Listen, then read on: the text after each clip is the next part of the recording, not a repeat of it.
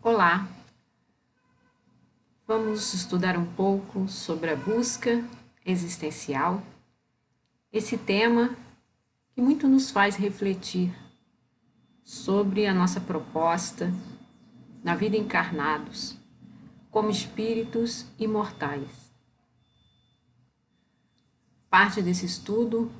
Grande parte desse estudo, está embasado no livro de Joana de Ângeles, Em Busca da Verdade, onde encontramos alguns caminhos, algumas pistas sobre essa nossa proposta existencial na Terra e essa nossa proposta de evolução como espíritos. A máxima do Cristo, conhecereis a verdade e a verdade vos libertará, já nos informa há 2000 anos que várias faces de nós mesmos estariam ocultas, que várias faces do que há no mundo espiritual não pode ser desvelado a todas as pessoas, porque muitos ficariam chocados com o que encontrariam como sendo a verdade. Então, várias dessas faces da verdade são nos mostradas aos poucos. E quanto mais vamos conhecendo, quanto mais vamos avançando em direção à verdade, melhor vamos nos libertando das nossas amarras, do que nos tolhe, do que nos prende, do que nos deixa limitados na nossa questão espiritual. Aí vemos A Mulher Velada, a escultura de Antônio Carradini. Nessa escultura em mármore, nós percebemos que há ao fundo o rosto de uma mulher e o que parece, na escultura, o véu cobrindo essa expressão do rosto.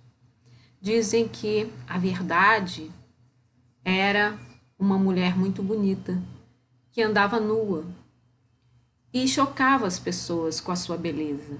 Por onde ela passava, despertava atenção. E as pessoas começavam a conversar sobre ela e dizer que ela não poderia andar assim porque iria chocar muitas pessoas. Então, foi escolhido um véu para cobri-la. E esse véu é chamado de véu da alegoria.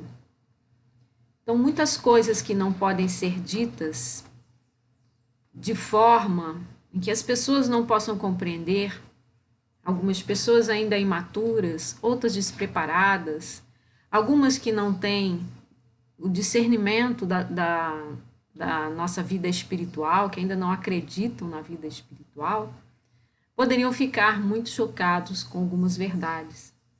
Então é preciso que ela seja revestida desses véus de alegoria.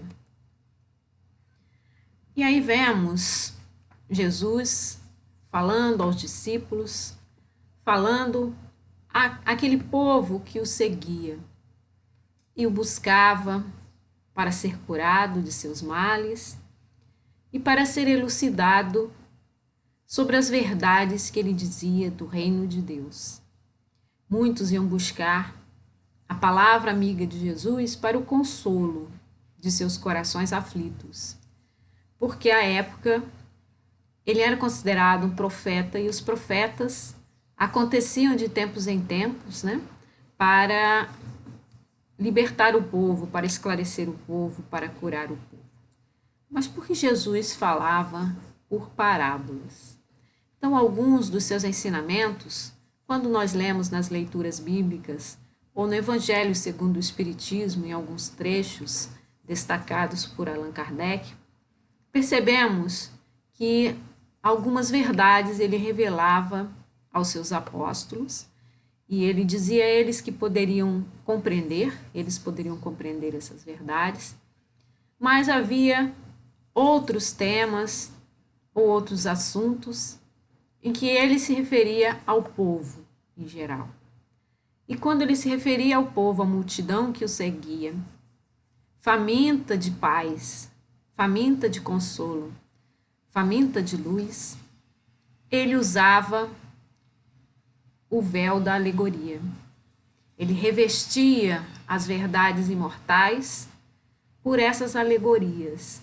Então falava daquilo que eles conheciam, daquilo que eles vivenciavam, daquilo que era o dia a dia daqueles homens simples, camponeses, pescadores, cuidadores de ovelhas e que tinham uma vida sem esse aspecto mais reflexivo, sem alcançar essas nuances do mundo espiritual, sem que essas verdades pudessem ser reveladas, como hoje nós temos detalhes do mundo espiritual trazidos pelos espíritos, temos um pouco do avanço da ciência em direção a esses chamados fenômenos e vão desvendando tudo que à época era considerado um feito prodigioso, como os milagres de Jesus, como as curas, como os estados de transformação que ele promovia, né, transformando a água em vinho, e várias das passagens que nós vemos ditos milagres e que já a Gênese de Allan Kardec nos esclarece como sendo os fatos espirituais pela sua característica de espírito iluminado e modelo e guia da humanidade. Então ele falava para o povo por parábolas, porque havia verdades que não podiam ser reveladas. Mas dentro da parábola, no fundo da parábola, essa verdade estava oculta. Então muitas vezes as pessoas compreendiam alguns aspectos. Outros iam mais um pouquinho aprofundados. E alguns outros enxergavam ali exatamente a verdade que ele queria nos passar e nos expressar.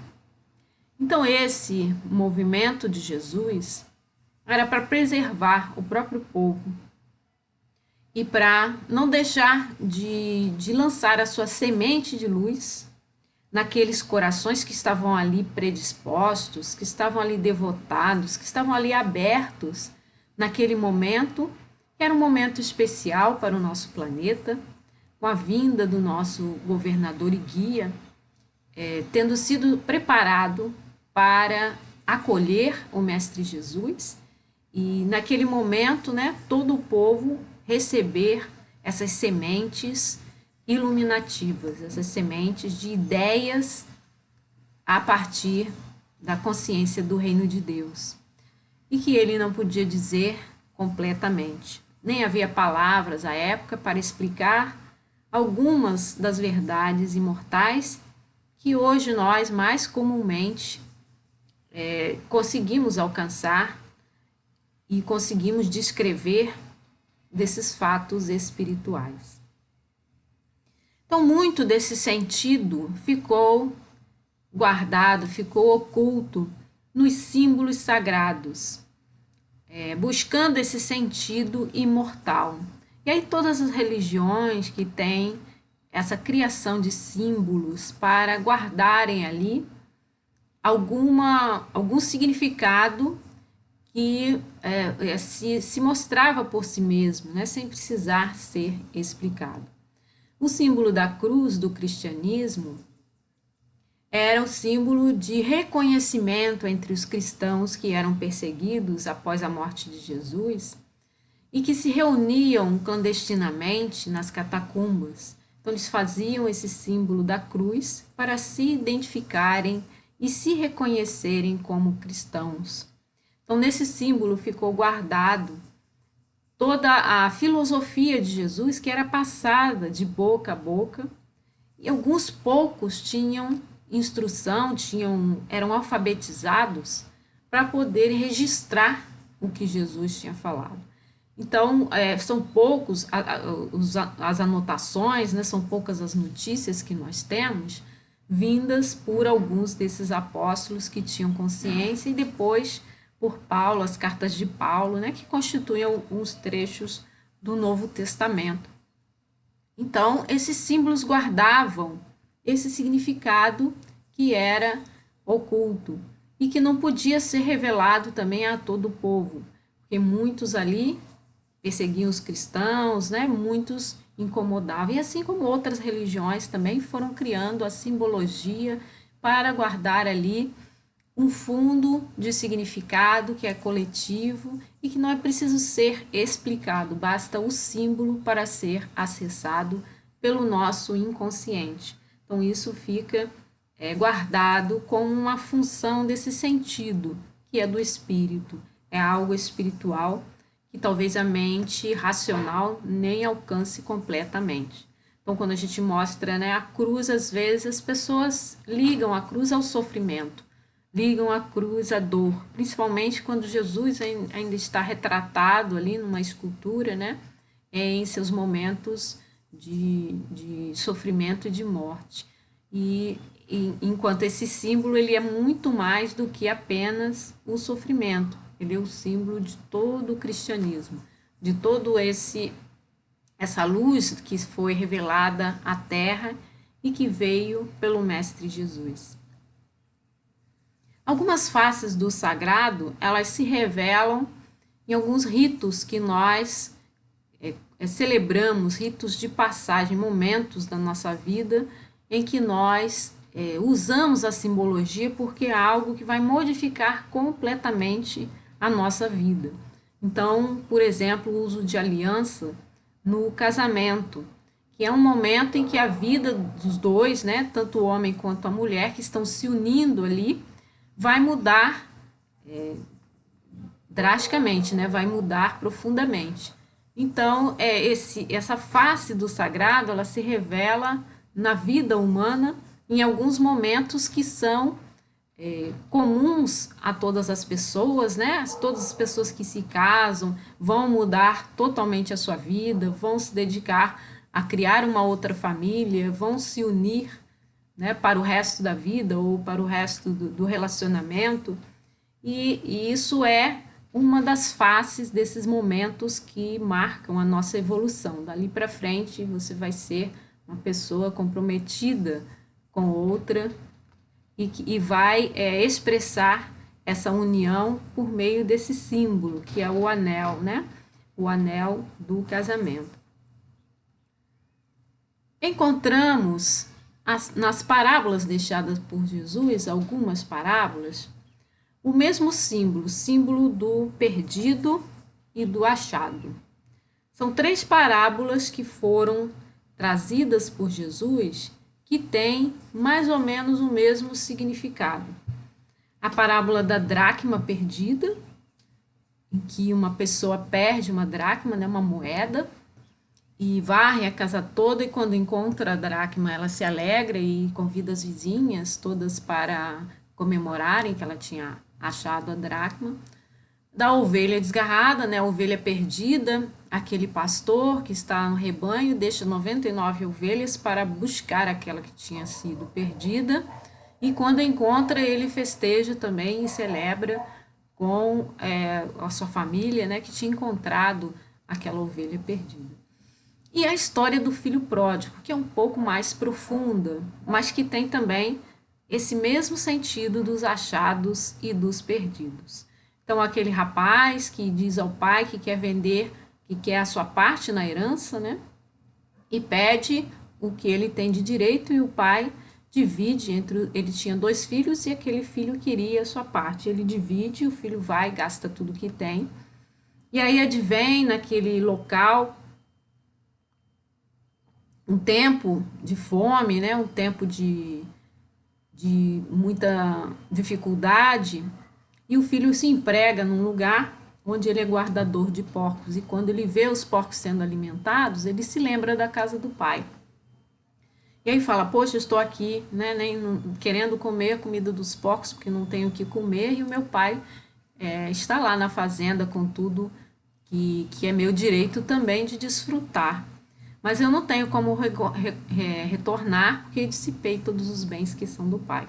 Mas aí ele cai em si, resolve voltar, e volta até a fazenda, e o seu pai o recebe com uma festa, manda matar um novilho, dá um anel a ele, uma capa, uma sandália, renova sua roupa, O outro filho fica muito incomodado com isso, né? E fala: poxa, eu estive aqui sempre ao seu lado, você nunca matou um novilho para celebrar comigo, e o filho que gastou tudo, né? Agora recebe todas as regalias, fica muito incomodado com isso. Em resumo, a parábola é isso, mas ela se aplica profundamente ao nosso crescimento interno, à nossa evolução e à nossa jornada e a nossa busca pelo propósito da existência como espíritos imortais. Então, perder e achar é um movimento interno nosso. Muitas vezes nós nos achamos perdidos em situações, em sentimentos, nós nos achamos perdidos em como fazer para nos aprimorarmos, nos melhorarmos, como agir e reagir diante do outro, e ficamos olhando vários caminhos e várias soluções para esse caminhar nosso na nossa jornada terrena, como espíritos encarnados.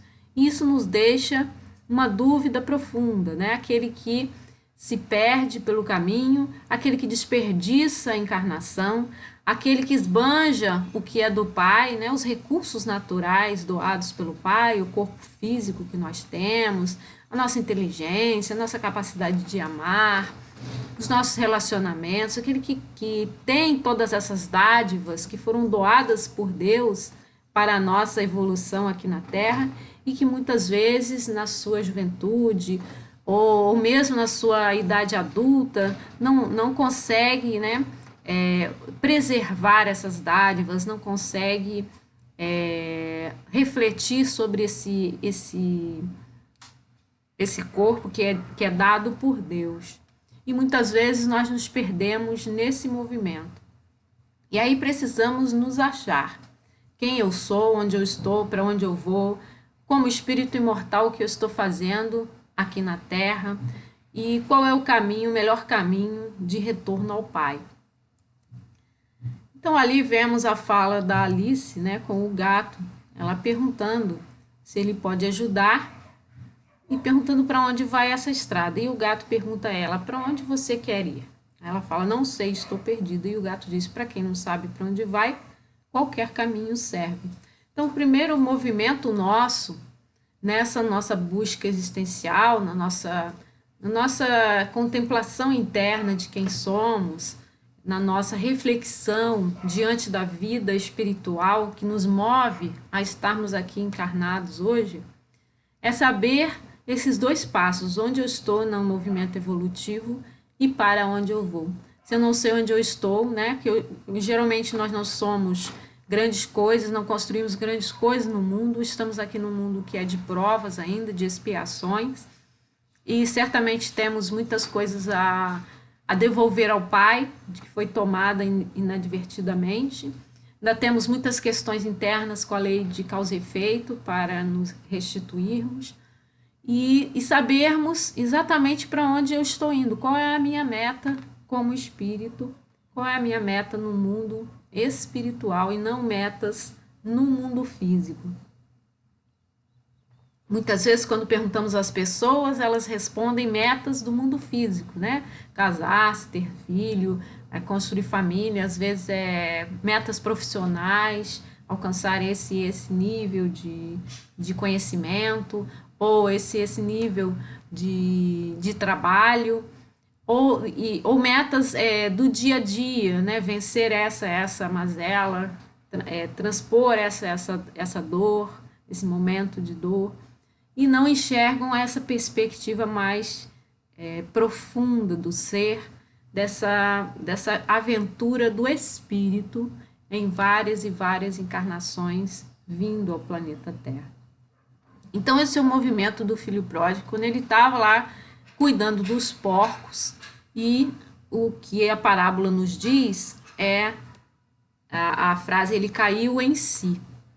Então ele caiu em si quando nós fazemos esse movimento reflexivo interno, quando nós olhamos para dentro de nós mesmos e percebemos quem nós somos, com todas as sombras que nós encontramos, todas as mazelas morais, todas as nossas diferenças e enxergamos isso, né? É aquele movimento em que você se coloca diante do Pai humildemente e você percebe, olha, estou aqui nesse corpo encarnado no planeta Terra, esquecido de tudo que é espiritual, cuidando apenas do que é do mundo físico e estou nesse momento, né? Então você vai honestamente olhar para dentro de si e saber onde você está como espírito na sua evolução. Por que será que eu estou encarnado nesse corpo?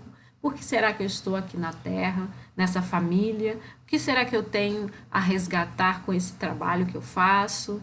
Qual será a proposta do meu espírito para esse momento reencarnatório que eu estou vivenciando aqui? Então, esse é o movimento primeiro, é cairmos em nós mesmos. Então, Joana de Ângeles nos diz: o amor dilui as sombras dos sentimentos negativos, imprimindo o selo da mansidão em todos os atos. Então, esse sentimento amoroso por nós mesmos, vindo do Pai, né? Vindo de Deus, vindo dos espíritos amigos, daquele, pode ser um irmão, pode ser um amigo, pode ser um parceiro, um parente que esteja conosco, que vai ter aquela palavra amiga para nos erguer quando nós caímos em nós mesmos. Muitas vezes é um processo doloroso, né? Um processo triste, depressivo. Você se enxerga como você é e você vê o seu real tamanho. Qual é o seu tamanho? Não sou grande coisa, estou aqui na Terra, né? Caminhando, e até hoje não pensei que, né, nas questões espirituais. Não pensei que eu sou um espírito imortal e o que estou fazendo aqui como espírito imortal. Então, esse é um movimento de autoacolhimento amoroso e também de acolhimento em que nós vamos buscar no outro, às vezes um terapeuta, às vezes um atendente fraterno, às vezes uma pessoa que esteja ao nosso lado e que possa nos auxiliar a nós nos enxergarmos amorosamente, que é o movimento de cair em si. Então, tudo aquilo que o homem ignora não existe para ele. Por isso, o universo de cada um se resume no tamanho do seu saber. Então, aquilo que o homem não sabe, não existe. Quando ele não cair em si, quando ele não se enxergar, enquanto ele não fizer esse movimento de se perguntar quem eu sou como espírito imortal, o que eu vim fazer nesse corpo físico, nessa família, nessa estrutura de vida que eu criei, ele não vai conseguir enxergar exatamente como ele é por dentro. Então, é preciso essa busca. É preciso esse movimento, é preciso a pessoa abrir a porta de dentro para fora para poder enxergar quem ela é e descobrir esse tamanho do seu ser, esse tamanho do seu saber. E esse movimento Joana de Ângeles chama de autodescobrimento. É o primeiro movimento interno nosso, é nós nos enxergarmos como somos, é autodescobrirmos quem somos, as nossas mazelas, as nossas dores, as nossas sombras, mas também o nosso potencial para desabrochar, nosso potencial de vida como espíritos, a nossa conquista imortal, trazendo toda a bagagem espiritual para a nossa melhor versão, que é essa que nós apresentamos ao mundo hoje. Nossa melhor versão vinda da construção de todas as outras que nós fomos ontem, que nós fomos nas 10, 20 ou 30 encarnações que tivemos antes dessa. Então, a soma dessas experiências todas que culminou em quem eu sou hoje. Então, olhar para dentro honestamente, mas sem o assombro de encontrar ali manchas, borrões, né, distorções, e também com o critério de descobrir potencialidades. Então, se eu sou generoso, se eu sou amoroso, se eu sou carinhoso, se eu sou diligente, qualquer que seja a sua virtude interna, se eu sou alegre, o que eu posso fazer com essa virtude para incentivá-la a desabrochar? E o que eu posso fazer para diminuir o aspecto borrado, manchado, distorcido da minha personalidade, que não expressa bem a polaridade perfeita vinda do espírito. Então, Joana de Ângeles nos diz que consciência é a emanação do divino pensamento. E vamos imaginar Deus, né, com sua onisciência, onipresença, com a sua potencialidade de emanar e criar dessa forma, pensando, sustentando tudo que há no universo, galáxias, planetas, sóis, né? Tudo que há no universo por meio do pensamento divino e todas as expressões da criação de Deus, que somos nós, né? Um corpo físico que Ele nos deu para habitarmos esse planeta, toda a natureza que está ao redor, pássaros que cantam, flores que desabrocham, o verde da natureza nos inspirando, nos dando esperança, todas as criações animais que vêm alegrar o nosso dia, né, com suas brincadeiras, às vezes animaizinhos mais próximos, domésticos, vêm alegrar com suas brincadeiras, às vezes aqueles que passam voando, né, os pássaros que passam voando ou que vêm cantar na nossa janela, as correntes de água, né, as cascatas de água, os rios, as ondas do mar batendo, tudo perfeitamente organizado para acolher o ser humano nesse desabrochar que é a sua vida. Então, essa emanação do divino pensamento, criando tudo que vai ser necessário para o desabrochar em nós da consciência, no nível no qual nós podemos enxergar da verdade cósmica, que não pode ser revelada toda para nós, porque também, mais uma vez, né, não vamos alcançar essa verdade, então precisamos ainda de alguns véus dessa verdade. Aí Joana de Ângeles continua nos dizendo que a intuição é resultado da conquista do superconsciente, antenado com as forças geradoras da vida. Então, o superconsciente, como aquele aparato psicológico que nós trazemos, né, que nos sustenta, fornecendo a nós a inspiração vinda do Espírito. Então, ele está antenado, ele está ligado, está conectado, né? Como hoje em dia a gente vê por meio do Wi-Fi, né? Por meio do 4G. Então, dessa forma virtual, a nossa mente também está conectada por meio da intuição com as forças geradoras da vida. Isso é tão delicado, tão sutil, né? Tão leve que como a rede da internet, qualquer coisa atrapalha, né? Então fica fraquinha a rede, às vezes a pessoa não consegue acessar nada, né? Olha, tá tudo parado aqui, lento, não veio a mensagem, ou não veio a imagem, não veio o filme, não consegui acessar, porque a sua conexão está lenta. Então, fazendo uma relação com a tecnologia que nos permite estar falando para vocês agora, nós trazemos dentro de nós também essas antenas internas, que é o nosso superconsciente, por meio de uma capacidade humana chamada intuição, que é muito pouco aproveitada pelos homens. Ela é soterrada pelas inúmeras imagens, né, e apelos do nosso mundo que vem surgindo, roubando essa paz que pudesse nos propiciar a intuição. Então, são várias chamadas que nós recebemos do mundo real, né? Aquele que nos chama, às vezes somos bombardeados com informações pelos meios digitais ou pelas mídias, somos às vezes requisitados ao trabalho por muitas horas. Então, isso nos rouba esse mecanismo sutil que é a conexão com Deus por meio da intuição. Então, o superconsciente, quando ele está antenado, é também chamado self, né, por Joana de Ângeles, ou eu superior, ou aquele Deus interno.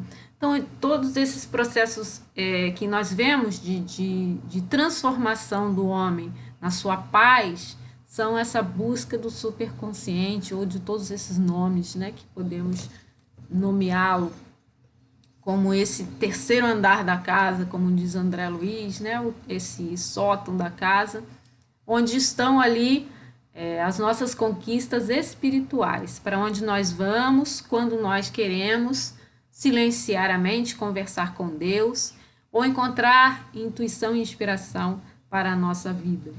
Então, esse último andar do silêncio mental, esse patamar que é a conquista do nosso cérebro hoje. Então, continua Joana de Ângeles, a intuição é o veículo sutil para fazer compreender a verdade universal. E aí retomamos, né, a nossa busca do começo, que era no sentido de buscarmos essa verdade. Então, a nossa busca existencial, ela passa por essa chave interna, que nós não vamos conseguir acessar por meio da inteligência, por mais que estudemos. Então, os livros não são capazes de nos fornecer a verdade universal, porque ela não tem condição de caber na mente, no cérebro físico, no sentido de nós estudarmos e compreendermos. É algo que nós vamos intuir. É uma verdade que ela está velada de forma que o homem não alcance, porque ela é muito grandiosa, muito intensa, muito plena, muito perfeita, e a nossa mente, por mais que ela se concentre, ela só vai conseguir acessar por meio da intuição e não por meio do conhecimento. Então, é o veículo sutil que nos vai trazer a verdade universal. Joana continua nos falando a respeito do deutropismo. Deus, na visão moderna do Espiritismo, é a verdade absoluta que atrai o espírito na sua contínua ascensão moral. Então, hoje, o Espiritismo nos dá esse movimento de busca da verdade absoluta. Ele atrai o espírito para o seu crescimento, que ela chama de deutropismo. As plantas têm, né, o fototropismo, aquele movimento em busca da luz. As folhas vão se voltando para o lado que está a janela, a planta vai crescendo, vai subindo para ficar acima da outra, para poder encontrar onde está a luz. Então, esse é o movimento natural do mundo vegetal. E nós temos o deutropismo, nós vamos nos voltando para onde está Deus. Vamos buscando essa verdade absoluta e é como que um imã vai nos atraindo e para que nós internamente consigamos crescer, né, e ascender moralmente. Então é o nosso impulso em busca de Deus, é a nossa busca interna para compreendermos a nossa existência. Queremos acessar o que é Deus, como Deus nos acolhe, como que esse movimento amoroso do Cristo nos aproxima de Deus, como que enxergamos no nosso próximo a oportunidade de servir. Tudo isso é um deutropismo interno que vai nos fazendo crescer a cada jornada, a cada passo da nossa jornada. É uma fala do Dr. Jung, onde Joana de Ângeles se baseia para escrever suas obras da psicologia profunda. Ninguém se torna iluminado imaginando figuras de luz, mas sim por tornar-se consciente de sua escuridão. Então, muitas vezes, nós tentamos imaginar essas figuras luminosas que nos cercam, que estão sempre conosco, nos auxiliando, esses anjos, esses protetores, esses mestres iluminados, e nesse movimento interno, nós nos esquecemos de que precisamos ter consciência também do nosso aspecto sombra. É muito bom estar junto da espiritualidade amiga que nos ampara, mas eles não podem fazer nada quanto ao nosso aspecto interno, que precisamos nos melhorar e nos transformar. Nenhum espírito vai vir fazer esse trabalho por você. Então é preciso que você faça essa conscientização de quem você é e enxergue a sua própria sombra, sua própria escuridão interna. E principalmente queira modificar-se, queira revelar por meio da luz, levando a luz a essa sombra. E aí entra o segundo passo dessa busca existencial, onde eu quero chegar. Não como encarnado, né? Não como propostas do nosso mundo físico. Eu quero ter essa ou aquela profissão, quero me formar. Isso são metas da nossa vida cotidiano encarnados aqui. São metas muito, muito boas, né, para ter uma motivação de vida. Mas não é nesse sentido que nós estamos abordando aqui.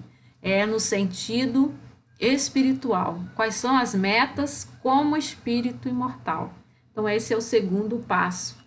A autodisciplina interna. Eu quero ser uma pessoa mais amorosa. Eu quero ser uma pessoa mais caridosa. Eu sei que eu sou uma pessoa muito séria, quero ser mais simpática, quero sorrir mais. Quero ser uma pessoa alegre. Eu sei que eu trago dentro de mim algo de tristeza, que sempre rouba o meu semblante, pareço estar sempre triste. Então, eu quero me tornar mais alegre. E aí, a partir desse movimento de enxergar as sombras, você se autodisciplinar internamente e demarcar essas metas de transformação. Então, eu quero ser uma pessoa mais caridosa. O que eu posso fazer para me tornar mais caridosa? Então, eu vou me inscrever nos locais onde haja caridade para o trabalho.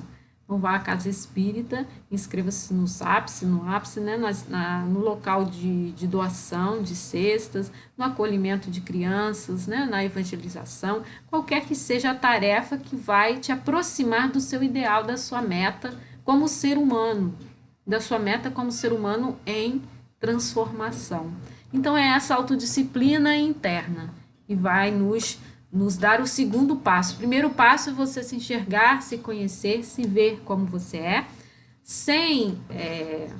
sem se recriminar, se culpar ou ficar parado nessa crítica interna. Então, é preciso enxergar, eu sou assim, não quero mais ser assim, e o que eu posso fazer para mudar? Quais são as minhas metas como espírito? Então, a nossa meta espiritual é nos tornarmos cada vez mais perfeitos, cada vez mais próximos do nosso modelo, que é o Mestre Jesus.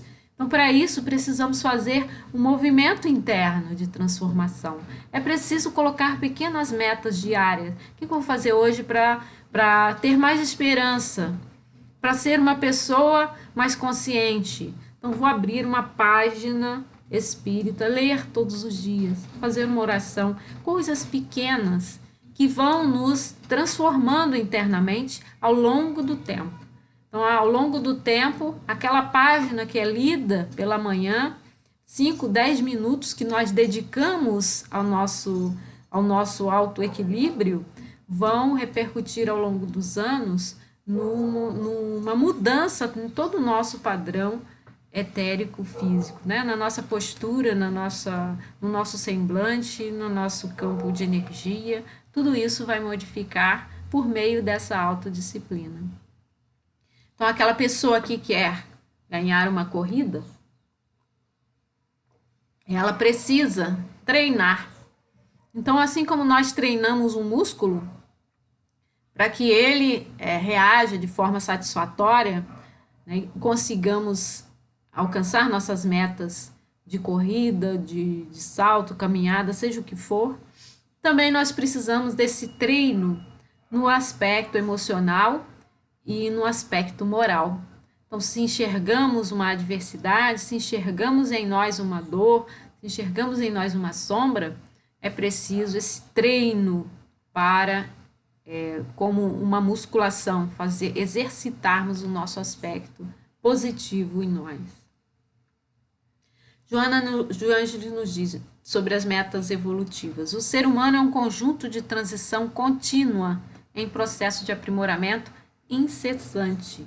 Então, estamos continuamente nos modificando, nos aprimorando, crescendo, evoluindo, e isso o tempo todo, esse conjunto, seja biológico, né, em caminho de envelhecimento, ou seja, perispiritual em caminho de depuração, ou seja, espiritual no caminho de crescimento, moral, emocional, em todos os sentidos, o ser humano tem metas evolutivas a cumprir. Ele precisa alcançar a plenitude, a perfeição, o luminoso, qualquer seja o nome, né, dessa meta, que é a nossa meta como espíritos imortais.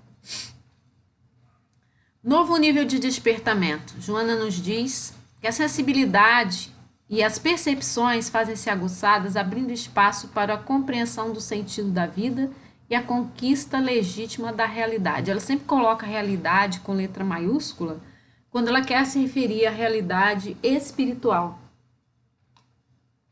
Então, nós vamos aos poucos aguçando as nossas percepções e desvelando a verdade, né? Tirando os véus, e vamos encontrando esse maior sentido da vida, o sentido espiritual, o sentido que nos vai levar à plenitude.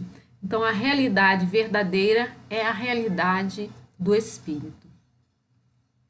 Reaproximando de Deus, Joana nos diz: quando o self identifica a necessidade de ser gentil, caridoso e afável, portador de compaixão e humanitarismo, desloca-se para externar o divino que existe nele. Então, esse é um processo interno que aos poucos vai se desvelando, vai se abrindo, e nós vamos nos transformando em pessoas mais gentis, caridosas, afáveis, cheias de compaixão e de humanidade. E aí isso nos torna divinos. Então, como Deus atua no mundo? Como Deus expressa sua divindade no mundo?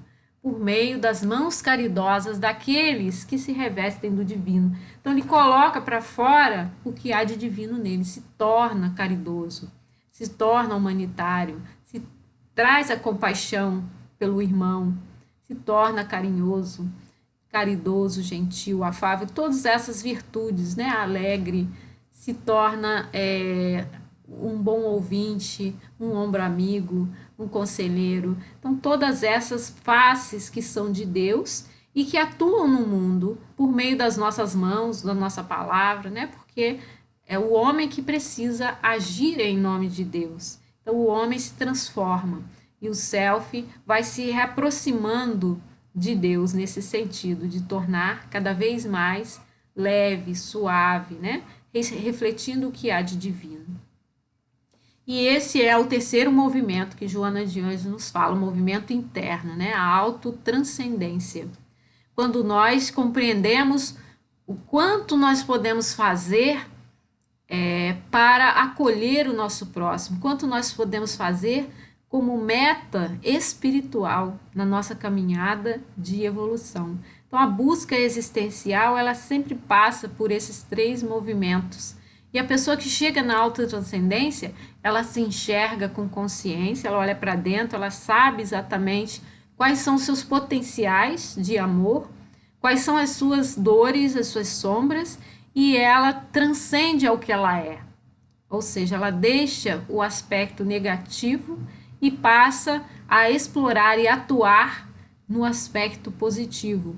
Ela se revela como uma ponte entre o mundo espiritual e o mundo físico, porque ela age no mundo físico em nome da caridade e em nome da espiritualidade, que não pode agir no mundo físico.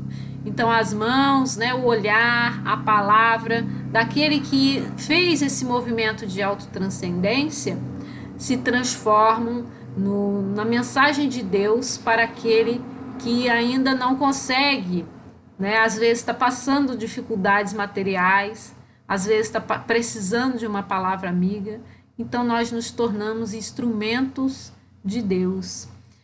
Como Francisco de Assis nos disse, né? Que sejamos esses instrumentos de Deus para a terra, para os mais necessitados na terra. Então, nós nos tornamos uma ponte, nós nos tornamos um canal de Deus, nós nos tornamos a luz essencial do Espírito. Então, é para isso que o Espírito vem constantemente à Terra, para evoluir e crescer e chegar onde? No nível de Jesus. E o nível de Jesus era o puro amor, era a pura caridade, era o puro doar o que era de Deus. Por isso ele dizia: eu e o Pai somos um. E aí esse movimento é um movimento interno de profunda reflexão e que vai ao longo do tempo e das encarnações, não é um processo rápido, né? Nós vamos conseguindo enxergar como fazer isso internamente. Mais uma fala de Joana de Anjos: todos os seres estão fadados à plenitude para o qual foram criados.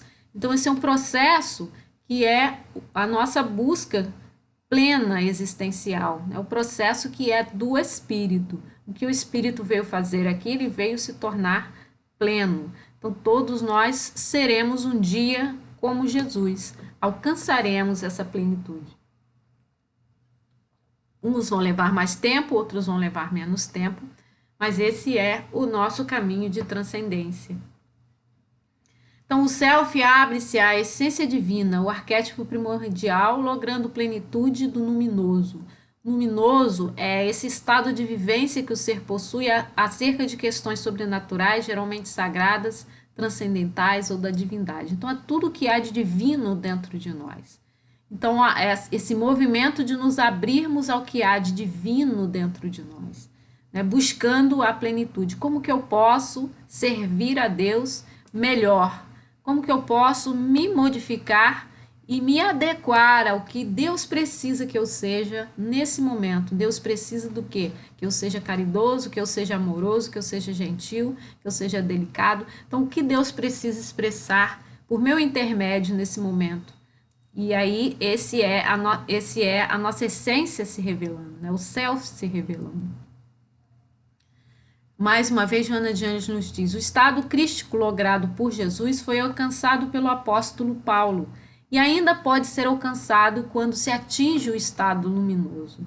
Então, esse é o caminho logrado por Jesus, esse estado crístico, que o apóstolo Paulo também alcança, e que ela diz que esse caminho está aberto, essa porta ainda está aberta. Pode ser alcançado se a pessoa busca a plenitude. Se ela busca revelar o que há de sagrado dentro dela, se ela busca essa comunhão com Deus, se ela procura a verdade, se ela busca expressar o que é do Espírito, a sua existência na Terra como vistas na eternidade, olhando para o que é meta espiritual, o que você veio fazer aqui como espírito imortal.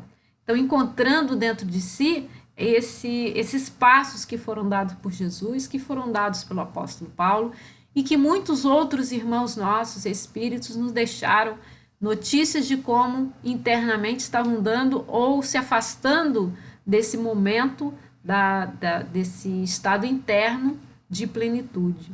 Então, quando Jesus alcança, né, esse estado crítico, quando Paulo alcança esse estado crítico, está nos mostrando que esse caminho ainda está aberto e é um caminho interno de várias encarnações, onde nós vamos nos revelando e buscando lá no fundo a nossa luz interna, o propósito espiritual do porquê nós viemos ao mundo. Joana de Anjos nos diz: o sentido profundo da existência humana é a busca do significado, a plenificação do self, a imago Dei, substância divina que orienta a existência e dignifica. Então, essa busca pelo sagrado que nós vamos buscar em todas as simbologias das religiões, que nós vamos buscar dentro de nós mesmos e no passado, que nós não conseguimos entender bem, é uma busca humana de planificação do self, de nós encontrarmos a imagem de Deus, o que é Deus, de nós entendermos isso. E nós só fazemos esse movimento de busca porque há dentro de nós uma sede, uma fome, algo que nós queremos, que não sabemos bem o que é, né? É encontrar o que nos orienta à existência e que dignifica a nossa existência. O que precisamos fazer, como precisamos nos transformar, o que precisamos ser para revelarmos essa face de Deus que está dentro de nós. E aí, finalizando com a fala de Jesus: eu sou o caminho, a verdade, a vida, ninguém vem ao Pai senão por mim. Muito obrigada a todos, fiquem com Jesus.